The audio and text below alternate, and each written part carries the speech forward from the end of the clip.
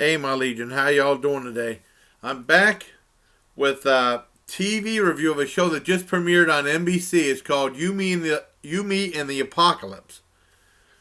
Now, this is definitely NBC's attempt to make a show like Last Man on Earth on Fox, which is a very out of the box, larger budgeted comedy show about the end of the world, and then like Last Man on Earth, uh, there's not very many people left on Earth because of like a plague that wiped a bunch of people out and stuff. And this one is the end of the Earth, and basically it starts with this one guy talking about how did I end up. They were showing like the meteor was coming down, this asteroid coming down, it's going to destroy the planet, right? He says, how did I arrive at this place in my life with all these people with me, and how did we get here and stuff like that? The world's about to end. Judgment Day is here. And then it goes 34 days before. Or 34 days ago. Because that's what's happening. They told you that the apocalypse is coming at the beginning of the show. So you know that. So I'm not spoiling anything.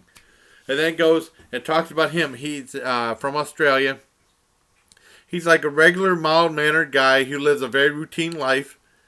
And he's being, for whatever reason, he has his phone calls tapped by the police, and they're trying to do some type of investigation about him. And then later on you find out he was arrested for hacking the White House.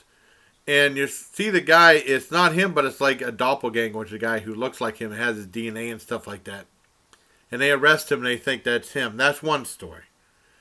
I'm not spoiling any of the stories. There's far more exposition left. There was an hour-long premiere, which is unusual for a comedy.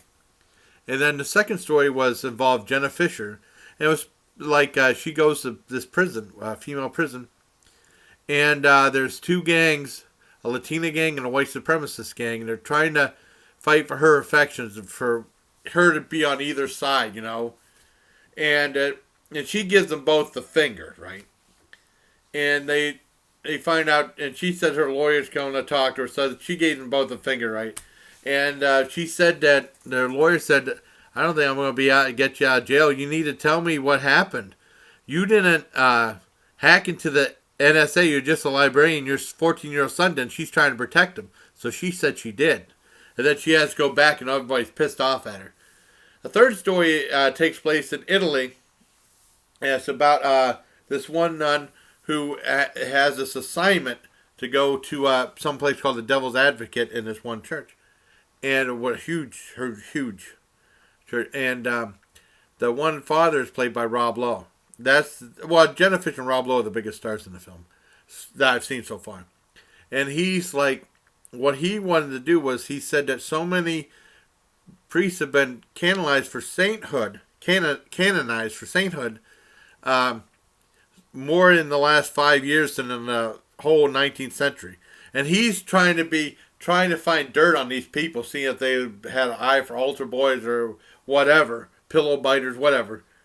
And that happens, and then all of a sudden, they have the announcement from the President of the United States saying that there's this giant meteor coming 8 miles wide, reminds you of the movie Asteroid a little bit, and it said it's on a direct path to Earth.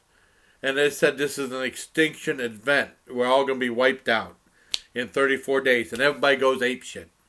And that's where the story leads you. And it said, and then that guy who was a narrator, the Australian guy said, all our lives have left to this point in time. I don't know how we got here and stuff like that. And there's more episodes to come. Now, this show has a lot of promise. It's brilliant. I really like it. The only problem is it's not really funny. I laughed when that one girl called that guy a douchebag, and that's about it. I mean, with Last Man on Earth was brilliant and funny and interesting. This is brilliant and interesting. And I'm definitely motivated to watch more episodes. I think it's really good. I give it an 8.5 out of 10, where I give Last Man on Earth a 10 out of 10, because that was the full package. It was funny, too. And the way they left with their with that cliffhanger ending, I can't wait to see the next episode of Last Man on Earth. But Yumi and the Apocalypse has real promise. I really want to see more episodes of it. I really do like it. I hope it gets funnier, but it's really good. 8.5 out of 10 for me. So until next time, everybody, please take care of my Legion. Now back to Smackdown. I missed an hour of Smackdown to catch this. All right. All right. Take care of my Legion.